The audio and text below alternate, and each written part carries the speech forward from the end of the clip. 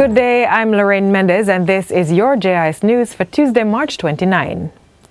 Finance Minister Dr. Nigel Clark has been elected chair of the Board of Governors of the Inter-American Development Bank (IDB) and the Inter-American Investment Corporation for the 2022-2023 financial year. Dr. Clark's appointment was announced yesterday during the IDB's annual meeting of Board of Governors. As he expressed gratitude for the appointment, Dr. Clark reiterated Jamaica's commitment to being active participants in the IDB.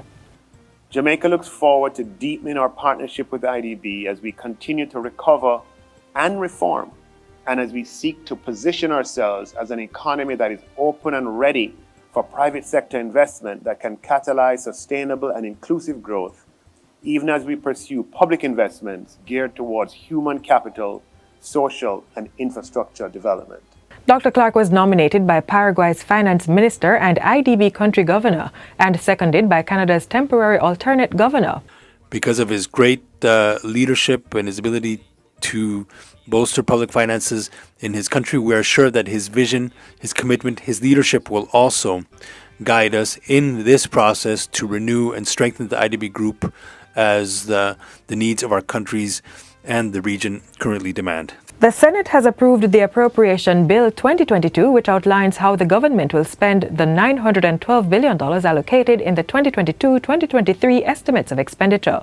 The bill authorizes expenditure for the financial year and stipulates how the money will be allocated to the various services and purposes of the government. Industry Minister Senator Aubin Hill, who piloted the bill on Friday, says the legislation takes care of the people. In this budget, the minister has outlined a spend of $40.6 billion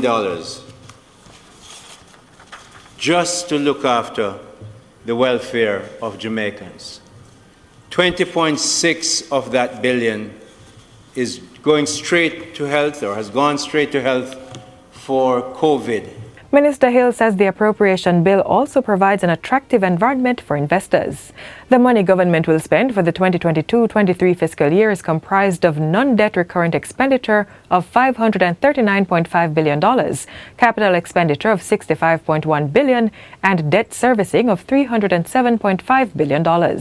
The bill was approved in the House of Representatives on March 22, following the close of the budget debate. In other news, Prime Minister Andrew Holness says the new social housing program NCHIP will support government's strategic approach to fighting crime and violence on the island. According to Mr. Holness, the build-out of housing solutions will improve living conditions, in turn lifting the general well-being of Jamaicans. The Prime Minister says this thrust will also impact children's learning and behavior, which will ultimately reduce the level of criminality in the society.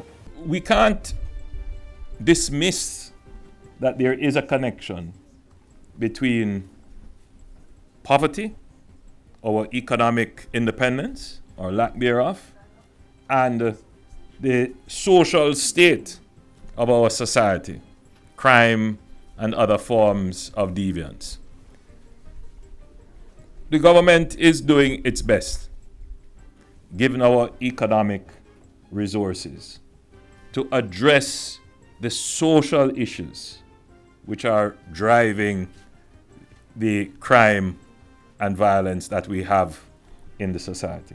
Prime Minister Holness was speaking on Friday as he handed over a social housing unit at Shotover District in eastern Portland. National Security Minister Dr. Horace Chang says government will be using social services, including education and healthcare, to reconnect with neglected youth in stigmatized communities.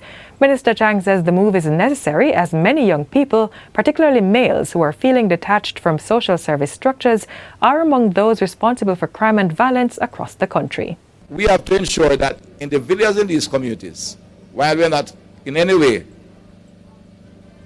discrediting these schools, ensure that they get quality education at these, and where those who can't afford to get to these basic schools, we provide them with infant schools that have at least equal quality, that they begin to feel that we respect them, we are offering them equal opportunity.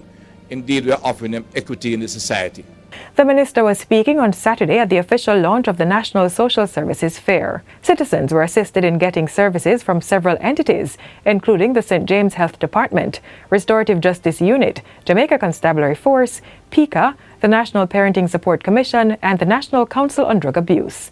The Social Services Fair is the latest undertaking by the Ministries of National Security and Education to reconnect at-risk youth.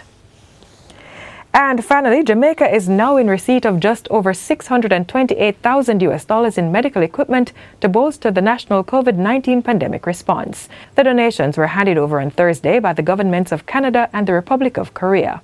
The contributions were facilitated through the Pan American Health Organization and World Health Organization under the Canada-Caribbean Disaster Risk Management Program. Korea's gift, valued at $500,000, includes 50 defibrillators, 50 ECG machines, and 100 physiological monitors. Canada issued critical care beds, ECG and blood pressure machines, laptops, video laryngoscopes, and privacy screens worth over $128,000. And that's it for JIS News Today. I'm Lorraine Mendez. Thanks for watching.